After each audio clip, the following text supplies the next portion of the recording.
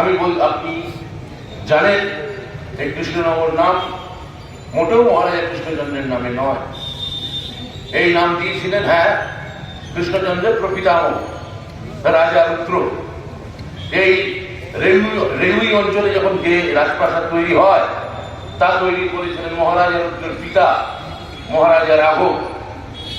এই ইতিহাস নিয়ে আমি আপনাদের কণ্টকিত করতে চাই না। এই ইতিহাস নিয়ে আমাদের কিছু যায় আসে না, কেননা কে রাজমাতা কি রাজমাতা আমি ভালো জানি না। কেন রাজা রুদ্রের আমি শুনেছি 2 স্ত্রী ছিল, শুনেছি মহারাজা কৃষ্ণচন্দ্রেরও 2 স্ত্রী ছিল। আমি শুনেছি মহারাজা কৃষ্ণচন্দ্রের যিনি পূর্বপুরুষ রামজীবন তার স্ত্রী তারও 3 স্ত্রী ছিল। ফলে কে রাজমাতা, কোথাকার রাজমাতা, বড় রাজমাতা নাকি মেজ রাজমাতা নাকি সেজ রাজমাতা নাকি মহারাজমাতা আমি জানি না, আমি জানতে চাই না।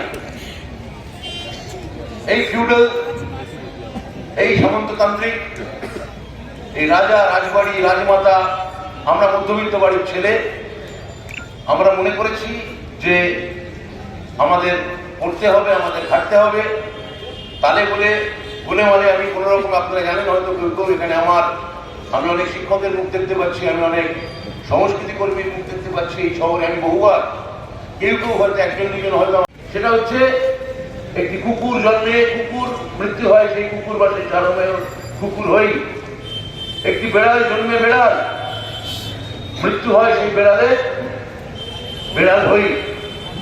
কিন্তু একটি মানুষ জন্মেই মানুষ নয়, তাকে মানুষটা হয়ে উঠতে হয়, সেটা একটা প্রসেস। বিজেপি হচ্ছে সেই দল যে আপনার মধ্যে সেই মানুষ হয়ে ওঠেটাকে সাময়িকভাবে আটকে দিয়ে আপনার ভেতর যে অবমানুষ আছে, আপনার মধ্যে যে কালো দিকটা আছে, আপনার মধ্যে যে হিংস্র দিকটা আছে, সেটাকে যে টেনে বার করতে চায়, যে বলে নেভার সেনভি ওনার্স প্রাইড, মানে প্রতিবেশীকেও ঈর্ষা করো, পাশের লোকের সঙ্গে বিভাজন ঘটাও, নানা রকম ক্যাটেগরি নিয়েছো। কোনো সেই ক্যাটেগরির নাম হবে কখনো ধর্ম, কখনো হবে জাতপাত, কখনো হবে আঞ্চলিকতা, কখনো হবে অমুক, কখনো হবে তমুক। আর আপনি তার বিরোধিতা করেন, তখন বলবে মাছলিখোর বাঙালি, কখনো বলবে টুকরে টুকরে গ্যাং, কখনো বলবে আরবান নকশাল, কখনো বলবে আমিষাসী, যা পারবে তাই বলবে। এবং এই কৃষ্ণনগর শহরে আমার ভাবতে অবাক লাগে যে এখানে আমি এই কৃষ্ণনগরে প্রতিবাদের শহর, অ্যান্টি ইনকামবেন্সি শহর, সব সময় শাসক দলের বিরুদ্ধে ভোট দিয়ে যখন বামফ্রন্ট সরকার এখানে ছিল, বামফ্রন্ট সরকারের বিরোধী ভোট করত কৃষ্ণনগরে। খুব স্বাভাবিকভাবে আমি অ্যাকসেপ্ট করতে রাজি আছি, এটাই গণতন্ত্রের নিয়ম। আপনি যদি এই শহর আমাকে বলেন যে আমি তৃণমূল কংগ্রেসকে চাই না, আমি সেটা মাথা নিচু করে গ্রহণ করব, আমি অ্যাকসেপ্ট করব। আমি 19-এ এখানে জিততে পারিনি, 21-এ এই শহরে হেরেছি, পরে আঞ্চলিক যে পঞ্চায়েত অংশ আছে সেখান থেকে জিতেছি। কিন্তু আমার মন বলছে অ্যান্টি ইনকামবেন্সি মানে যদি প্রতিষ্ঠান বিরোধিতা হয়, অ্যান্টি ইনকামবেন্সি মানে শাসক বিরোধিতা যদি হয়, অ্যান্টি ইনকামবেন্সি মানে যে আপনার উপর কোনো দাবিয়ে রাখা কোনো আধিপত্যবাদের বিরোধী যদি কোনো স্বর, কোনো কণ্ঠ যদি আপনার মধ্যে যদি অনুরণিত হয়, যদি তা চুইয়ে চুইয়ে চুইয়ে চুইয়ে আপনার মধ্যে পড়ে, তাহলে মহারাজা কৃষ্ণচন্দ্র কসম আমরা কৃষ্ণনগর এবার জিতছি। এখান থেকে মহামিত্র শহর থেকে জিতছেন। এবং অনেকেই বলেন, আমি শুনলাম এইখানে এই যখন বক্তৃতা দিতে আসছিলাম, আমি জিজ্ঞেস করছিলাম আমার প্রার্থীকে, ওনাকে মাইক আছে তো, কেননা ভুললে চলবে না, এই শহরের রাজনৈতিক ইতিহাস বিরাট। এই পাবলিক লাইব্রেরি মাঠে আমি এখানকার লেখক বিজয়লাল চট্টোপাধ্যায়, তার লেখায় আমি পড়েছি, এই পাবলিক লাইব্রেরি মাঠে প্রথম বক্তৃতা দিতে আসেন লাল বাল পালের অন্যতম বিপিনচন্দ্র পাল। তিনি এসে বলেছিলেন আমার মাইক লাগবে না, এবং গোটা মাঠে তিনি খোলা গলায় দাঁড়িয়ে বক্তৃতা দিয়েছিলেন। এবং গোটা কৃষ্ণনগর তখন স্বাধীনতা আন্দোলনে উদ্দীপিত হয়েছিল। এই অনন্ত হরিমিত্র শহর, বসন্ত বিশ্বাসের শহর, এই শহরে দাঁড়িয়ে বিপ্লবের ফল্গু ধারা, স্বাধীনতা আন্দোলনের উত্তাপ এখানে চুইয়ে পড়েছে। সেখানে দাঁড়িয়ে আপনি একটা ফিউডাল কনসেপ্ট নিয়ে আসতে চাইছেন। আপনি জানেন এই কৃষ্ণনগর নাম মোটেও মহারাজা কৃষ্ণচন্দ্রের নামে নয়।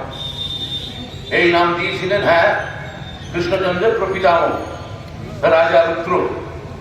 এই রেউই অঞ্চলে যখন যে রাজপ্রাসাদ তৈরি হয় তা তৈরি করেছিলেন মহারাজা রুদ্রের পিতা মহারাজা রাঘব।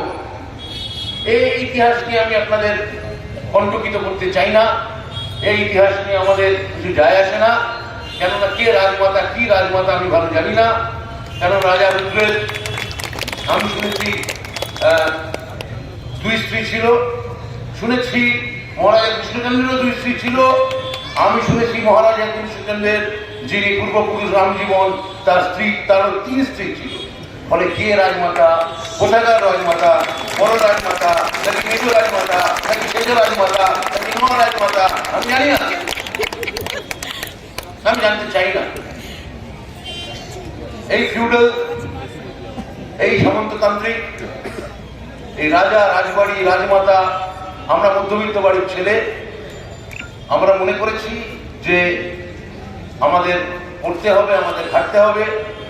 তালে বলে মানে আমি কোনো রকম, আপনারা জানেন হয়তো কেউ এখানে আমি অনেক শিক্ষকের মুখ দেখতে পাচ্ছি, আমি অনেক সংস্কৃতি কর্মীর মুখ দেখতে পাচ্ছি এই শহরে। আমি বহুবার কেউ হয়তো 1-2 হয়তো আমার এখানে দেখে থাকতে পারেন।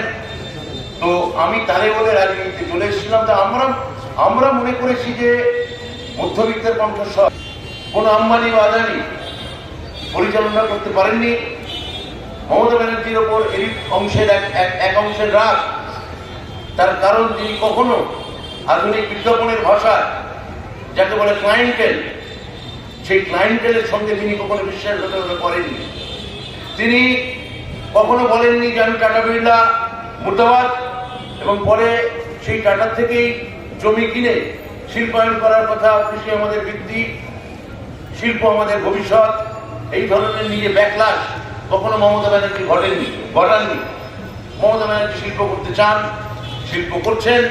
মমতা ব্যানার্জি কিন্তু তার যে ক্লায়েন্টেল, যাদের তিনি লক্ষ্মীর ভান্ডার দিচ্ছেন, অভিজিৎ বিনায়ক বন্দ্যোপাধ্যায়ের মতো নোবেল প্রাপক অর্থনীতিবিদ, তিনি বলেছিলেন যে কোনো একটি কল্যাণকামী রাষ্ট্রে, কোনো একটি পরিষেবামূলক রাষ্ট্রে তিনি হচ্ছেন উপযুক্ত রাষ্ট্রনায়ক, যিনি গরিবদের হাতে অর্থনীতির ফ্লো যিনি পাওয়াতে পারবেন।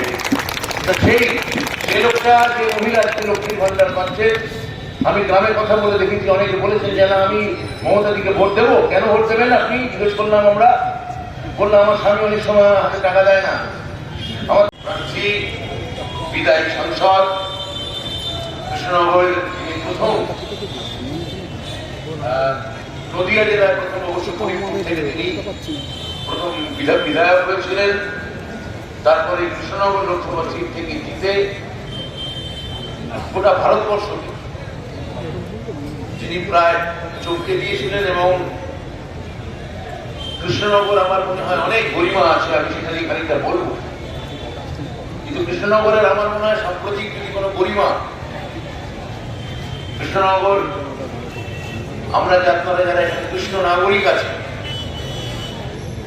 আপনারা জানেন কৃষ্ণনগরের সেই ঐতিহ্য, সেই বর্ধিষ্ণু কৃষ্ণনগর, মুর্শিদাবাদ বা কলকাতার সাকসেসার তার কোনো অনুরণন থাকে, তবে তিনি আমার প্রার্থী, আপনাদের সকলের বাড়ির ঘরের মেয়ে, যাকে বিজেপি দেখলে আমার ধারণা ওকে দেখলে গা চিরবির করে, যার সেই নরেন্দ্র দামোদর দাস মোদী এবং অমিত শাহ যারা তাড়াতে চান ওকে সংসদ থেকে, আজকে তিনি তার হয়ে এখানে আমি বলতে এসেছি। আমি গোটা বেশ কয়েকদিন আমি পশ্চিমবঙ্গের বিভিন্ন জায়গায় ঘুরে ঘুরে সভা করেছি, কিন্তু আজকে এখানে বলতে এসে এই কৃষ্ণনগর শহরে মহামৈত্র হয়ে কিছু বলতে পারছি আমি। কেন আপনাদের বারবার তাকে আপনাদের সাংসদ করে দিল্লিতে পাঠানো দরকার। আর এটাও নিশ্চয়ই আপনারা যারা এই যে অল্টারনেটিভ মিডিয়া, ম্যাগসেসাই পুরস্কার প্রাপ্ত সাংবাদিক রবিশ কুমার, তিনি দিল্লির মিডিয়ার প্রায় পুরোটাকেই বলছেন যে গদ্দি মিডিয়া। মানে গদ্দি মানে ওই অনেকে ভাবতে পারেন বোধহয় গদি তোষক বালাপুর সেসব না, গদ্দি মানে গোদ। খবর উঠে আসছে, প্রায় প্রত্যেকটা চ্যানেল বলছে বিজেপির অবস্থা অত্যন্ত নড়বড়ে। তাহলে মহুয়া মৈত্র সেই নড়বড়ে অবস্থাকে যদি আরো নাড়িয়ে দিতে পারেন, তাহলে এখান থেকে মহুয়া মৈত্র জিতে গেলে তিনি ইন্ডিয়া এই জোট সরকার মানে যেখানে সারা ভারতবর্ষে প্রতিনিধিত্ব থাকবে, যেখানে দুজন লোক বা দুজন গুজরাটি ব্যবসায়ী, যেখানে গোটা ভারতবর্ষের ভাগ্য নিয়ন্ত্রণ হবেন না, সেখানে যদি মহুয়া মৈত্র যান এবং এই জোট সরকারে এক তাৎপর্যপূর্ণ মুখ হয়ে ওঠেন, আমার ধারণা কৃষ্ণনগরের এই ঐতিহাসিক পরিমা আরো বৃদ্ধি পাবে। রায় বেরিয়ে পশ্চিমবঙ্গের যে 26,000 চাকরি প্রার্থী, যাদের চাকরিজীবী, যাদের একটা ভবিষ্যৎ একটা অনিশ্চয়তার দিকে ঠেলে দেওয়া হয়েছিল, খেতে ভালোবাসে। আমার ধারণা আমার মতো আপনারাও কেউ কেউ হয়তো ফুলকপির ডালনা খেতে ভালোবাসে, বা কেউ কেউ পনির খেতে ভালোবাসে। কিন্তু গোটা জীবন আপনাকে যদি মাথায় বন্দুক ঠেকিয়ে বলে যে আপনাকে এইটাই খেতে হবে, আপনাকে আমি মাছ মাংস খেতে দেবো না, তাহলে সেটা আপনার কেমন লাগবে? আপনারা ভাববেন আমি গুলদাপ্পা দিচ্ছি, আমি বাজে কথা বলছি। আসলে অনেক কিছু মমতা ব্যানার্জি আছেন বলে আমরা ধরতে পারি না। মধ্যপ্রদেশে ইলেকশন হয়েছে, মধ্যপ্রদেশে বিজেপি বিপুলভাবে জিতেছে। সেদিন সন্ধ্যাবেলা ভোপাল শহরের সমস্ত প্রায় মাংসের দোকান এবং মাছের দোকান সেদিন সন্ধ্যাবেলাই বন্ধ করে দেওয়া হয়েছে। কিন্তু ওই বর্গীর দল, ওই ভাস্কর পণ্ডিতের দল, তারা তাদের ঘোড়া ছুটিয়ে এসে এই লোকাল এজেন্ট নিয়ে আপনার আমার ঘরের দরজায় কড়া নাড়ছে। তারা ঘরের দরজায় কড়া নাড়ছে। আপনি তাদের ওই ভারতকর্তা বা নসিকর্তা বা উগ্রকর্তা, এই কর্তারা যারা এখানে প্রখ্যাত, নাকি আপনি তাদের বলবেন হ্যাঁ সরবাজা সরপুরিয়া গান, এইসব মিষ্টি আপনারা ওখানে পাবেন না? আপনারা চাইছেন আমরা এই মিষ্টি আর ঠোকলা খাই? আমরা আপনাকে মিষ্টি খাওয়াচ্ছি, এই সরবাজার মিষ্টি আপনাকে খাইয়ে দিলাম। কিন্তু এখানে ভোট চাইতে আসবেন না, এখানে ভোট হবে না। আপনি দেখবেন আমার কোনটা, আমার পাশের কেন্দ্র রানাঘাট হাওয়া ঘুরতে শুরু করেছে। কেননা 19 সালে তৈরি হয়েছিল সিএএ। আপনারা বলুন, একটা আইন যদি তৈরি হয়, এখানে নিশ্চয়ই কৃষ্ণনগরে, আমি জানি এই কৃষ্ণনগর শহরে প্রচুর নাম করা নামজাদা লয়ার আছে, আইনজীবী আছেন, আইন ব্যবসায়ী আছে। আপনারা বলুন, একটা রুল তৈরি হলে, তার একটা আইন তৈরি হলে তার রুল ফ্রেম করতে কদিন লাগে? তাহলে 19-এ আইন তৈরি হল, 20 সালে হতে পারে, 21 সালে হতে পারে। 21 কোভিড গেছে, কোভিডের পর 21-এর শেষে হতে পারত, 22-এ হতে পারত, 23-এ হতে পারত। রুল ফ্রেম করতে আপনারা জানেন কতদিন লাগে? 6 মাস, 8 মাস, খুব বড় 5 বছর নিল। আবার ভোট এলো, বললো এই সিএ করেছিলাম, তার এখন রুল ফ্রেম করছি। বলছে আপনি বলছেন, আপনারা এখানে থাকতে বুঝতে পারবেন না। সুরাটে যান, সুরাটে গিয়ে আপনারা ওখানে গিয়ে কংগ্রেস প্রার্থী নীলেশ কুম্বলের সঙ্গে কথা বলুন, সে ভয়ে কথা বলতে পারছে না। সুরাটে বিজেপি প্রার্থী রাকেশ দালাল, তাকে হাতে জয়ের পত্র হাতে দিয়ে দেওয়া হয়েছে, ইন্দোরে দিয়ে দেওয়া হয়েছে। সারাক্ষণ একটা থ্রেট করা হচ্ছে। দুটো মোটিভের উপর ভারতবর্ষ এখন দাঁড়িয়ে আছে, একটা ঘৃণা আর একটা ভয়। আপনাকে ভয় দেখাবে, তারপর ঘৃণা ছড়াতে বলবে। আপনি যদি ভয় না পান, আপনাকে ভীত হতে বাধ্য করবে এবং তারপর বলবে যে মেরা ভারত মহান হয়, এবং তারপর বলবে জয় শ্রীরাম। আমি এখানে অনেক মা বোনেরা আছেন, আমি আপনাদের বলছি, আপনাদের কাজে দেবে। আপনারা বাড়ি যান। আজকে রাত্রে যদি কারো রান্না না এখনো হয়ে থাকে, বা আপনার বাড়িতে যদি কোনো কাজের মহিলা রান্না করতে আসেন, বা আপনি তাকে রান্নায় সহায়তা করেন, বা আপনি যদি নিজে রান্না করেন, আপনি দেখবেন যে গ্যাসের দাম এখন আগুন ছোঁয়া, তা দুম করে হঠাৎ কম হয়ে গেছে। যদি আপনি রান্না করার সময় আপনার ওই রান্নার পরিচারিকার কানে কানে বলতে পারেন জয় শ্রীরাম, দেখবেন রান্নার দাম গ্যাসের দাম কমে যায়। এখানে যে ছেলেটা এখানে একটু আগে মোটর বাইক করে এসে দাঁড়ালেন, যে এখানে স্কুটার করে এসে দাঁড়ালেন, আপনারা যান পেট্রোল বা ডিজেল কিনতে যান।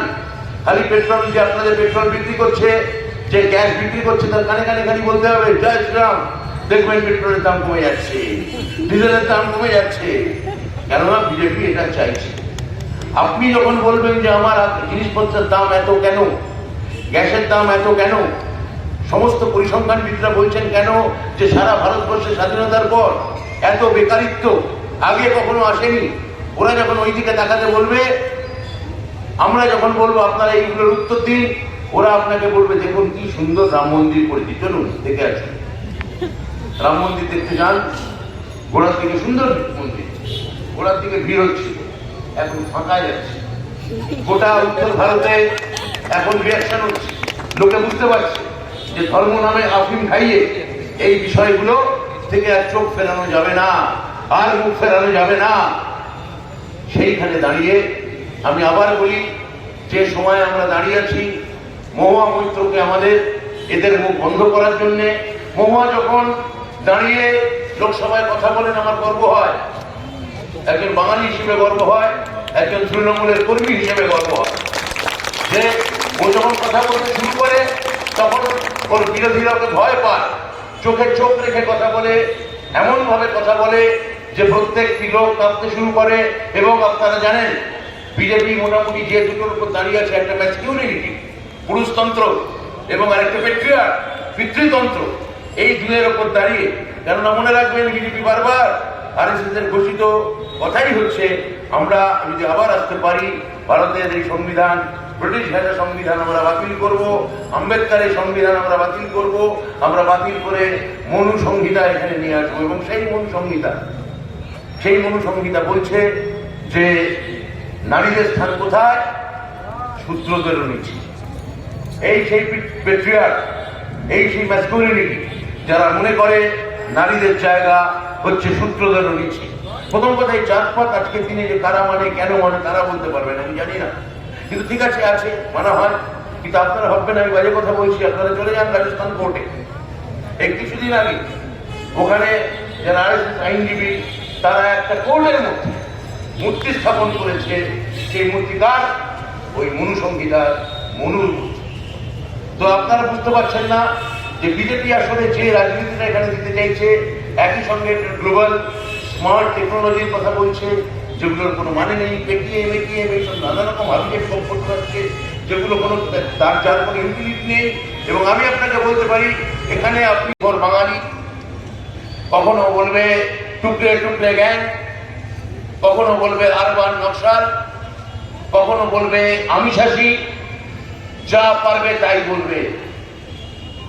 এবং এই কৃষ্ণনগর শহরে আমার ভাবতে অবাক লাগে যে এখানে আমি এই কৃষ্ণনগরে প্রতিবাদের শহর, অ্যান্টি ইনকামবেন্সি শহর, সব সময় শাসক দলের বিরুদ্ধে ভোট দিয়ে এসেছি।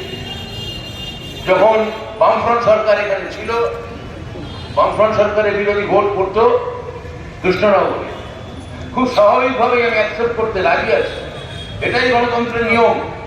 আপনি যদি শহর আমাকে বলেন যে আমি তৃণমূল কংগ্রেসকে চাই না, আমি সেটা মাথা নিচু করে গ্রহণ করব, আমি অ্যাকসেপ্ট করব। আমি 19-এ এখানে জিততে পারিনি, 21-এ এই শহরে হেরেছি, পরে আঞ্চলিক যে পঞ্চায়েত অংশ আছে সেখান থেকে জিতেছি।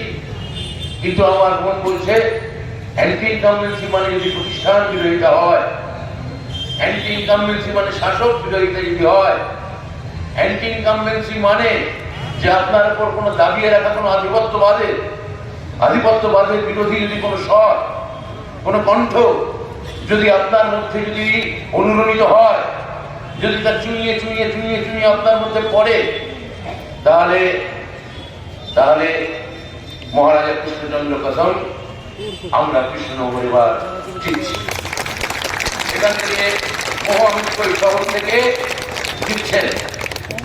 এবং অনেকেই বলেন, আমি শুনলাম এইখানে এই যখন বক্তৃতা দিতে আসছিলাম, আমি জিজ্ঞেস করছিলাম আমার প্রার্থীকে, ওনাকে মাইক আছে তো, কেননা ভুললে চলবে না, এই শহরের রাজনৈতিক ইতিহাস বিরাট। এই পাবলিক লাইব্রেরি মাঠে আমি এখানকার লেখক বিজয়লাল চট্টোপাধ্যায়, তার লেখায় আমি পড়েছি, এই পাবলিক লাইব্রেরি মাঠে প্রথম বক্তৃতা দিতে আসেন লাল বাল পালের অন্যতম বিপিন চন্দ্র পাল। তিনি এসে বলেছিলেন আমার মাইক লাগবে না, এবং গোটা মাঠে তিনি খোলা গলায় দাঁড়িয়ে বক্তৃতা দিয়েছিলেন।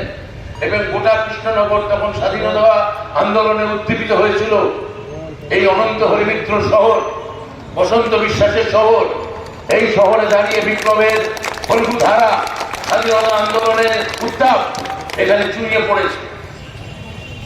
সেখানে দাঁড়িয়ে আপনি একটা ফিউডাল কনসেপ্ট নিয়ে আসতে চাইছেন। আমি আপনি জানেন এই কৃষ্ণনগর নাম মোটেও মহারাজা কৃষ্ণচন্দ্রের নামে নয়। এই নাম দিয়েছিলেন কৃষ্ণচন্দ্রের প্রপিতামহ রাজা রুদ্র। এই রেলুই অঞ্চলে যখন যে রাজপ্রাসাদ তৈরি হয়, তা তৈরি করেছিলেন মহারাজা রুদ্রের পিতা মহারাজা রাঘব। এই ইতিহাস নিয়ে আমি আপনাদের কণ্টকিত করতে চাই না। এই ইতিহাস নিয়ে আমাদের কিছু যায় আসে না, কেননা কে রাজমাতা কি রাজমাতা আমি ভালো জানি না। কেন রাজা রুদ্রের আমি শুনেছি 2 স্ত্রী ছিল, শুনেছি মহারাজা কৃষ্ণচন্দ্রেরও 2 স্ত্রী ছিল। আমি শুনেছি মহারাজা কৃষ্ণচন্দ্রের যিনি পূর্বপুরুষ রামজীবন, তার স্ত্রী, তারও 3 স্ত্রী ছিল। ফলে কে রাজমাতা, কোথাকার রাজমাতা, বড় রাজমাতা নাকি মেজ রাজমাতা নাকি সেজ রাজমাতা নাকি ন রাজমাতা আমি জানি না, আমি জানতে চাই না। এই ফিউডাল, এই সামন্ততান্ত্রিক, এই রাজা রাজবাড়ি রাজমাতা, আমরা মধ্যবিত্ত বাড়ির ছেলে, আমরা মনে করেছি যে আমাদের পড়তে হবে, আমাদের খাটতে হবে। তালে বলে মানে আমি কোনো রকম, আপনারা জানেন হয়তো কেউ এখানে আমি অনেক শিক্ষকের মুখ দেখতে পাচ্ছি, আমি অনেক সংস্কৃতি কর্মীর মুখ দেখতে পাচ্ছি এই শহরে। আমি বহুবার, কেউ হয়তো 1-2 জন হয়তো আমার এখানে দেখে থাকতে পারেন। তো আমি তালে বলে রাজনীতিতে চলে এসেছিলাম। তো আমরা মনে করেছি যে মধ্যবিত্তের কণ্ঠস্বর কোনো আম্বানি বা আদানি পরিচালনা করতে পারেননি। মমতা ব্যানার্জির ওপর এই অংশের এক অংশের রাগ, তার কারণ তিনি কখনো আধুনিক বিজ্ঞাপনের ভাষা যাকে বলে ক্লায়েন্টেল, সেই ক্লায়েন্টেলের সঙ্গে তিনি কখনো বিশ্বাসঘাতকতা করেননি।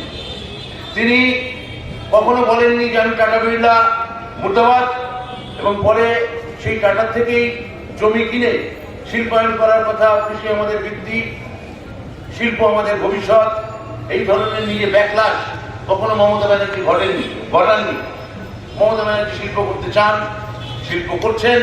মমতা ব্যানার্জি কিন্তু তার যে ক্লায়েন্টের, যাদের তিনি লক্ষ্মীর ভান্ডার দিচ্ছেন, অভিজিৎ বিনায়ক বন্দ্যোপাধ্যায়ের মতো নোবেল প্রাপক অর্থনীতিবিদ, তিনি বলেছিলেন যে কোনো একটি কল্যাণকামী রাষ্ট্রে, কোনো একটি পরিষেবামূলক রাষ্ট্রে তিনি হচ্ছেন উপযুক্ত রাষ্ট্রনায়ক, যিনি গরিবদের হাতে অর্থনীতির ফ্লো যিনি পাওয়াতে পারবেন। সেই লোকটা, যে মহিলা লক্ষ্মীর ভান্ডার পাচ্ছে, আমি গ্রামে কথা বলে দেখেছি, অনেকে বলেছেন যে না আমি মমতাদিকে ভোট দেবো। কেন ভোট দেবেন আপনি জিজ্ঞেস করলাম। বললাম আমার স্বামী অনেক সময় হাতে টাকা দেয় না, আমার ছেলে অনেক সময় আমার হাতে টাকা দেয় না। এই টাকাটা দিয়ে আমি আমার টুকিটাকি জিনিস, এমনকি আমার স্বামী যেটা আমার দেয় না, আমি কিনে আমার স্বামীকে দিতে পারি, আমি আমার স্বামীর প্রতি কর্তব্য করতে পারি।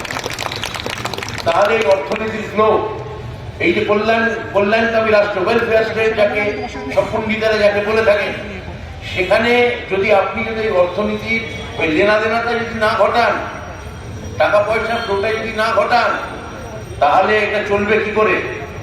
বিজেপি এটা কুপিত হয়েছে। বিজেপি একই সঙ্গে এটাকে বলছে ডোল পলিটিক্স, এবং একই সঙ্গে বিজেপি এসে এখানে বলছে যে আমরা ক্ষমতায় এলে আমরা লক্ষ্মীর ভান্ডার দেবো, 3,000 টাকা করে দেবো। পড়েছে ঠেলার নাম বাবাজি কাকে বলে বুঝতে পেরেছি, ঠেলার নাম বাবাজি করে বলছে যে আমরাও 3,000 টাকা করে দেবো। তা আমি বলি 10 বছর হয়ে গেল উত্তরপ্রদেশ সরকার কোনো লক্ষ্মীর ভান্ডার আছে? নেই। 15 বছরের বেশি হয়ে গেল গুজরাট সরকার কোনো লক্ষ্মীর ভান্ডার আছে? নেই। বলছে আপনি বলছেন আপনারা এখানে থাকতে বুঝতে পারবেন না। সুরাটে যান, সুরাটে গিয়ে আপনারা ওখানে গিয়ে কংগ্রেস প্রার্থী নীলেশ কুম্বলের সঙ্গে কথা বলুন, সে ভয়ে কথা বলতে পারছে না।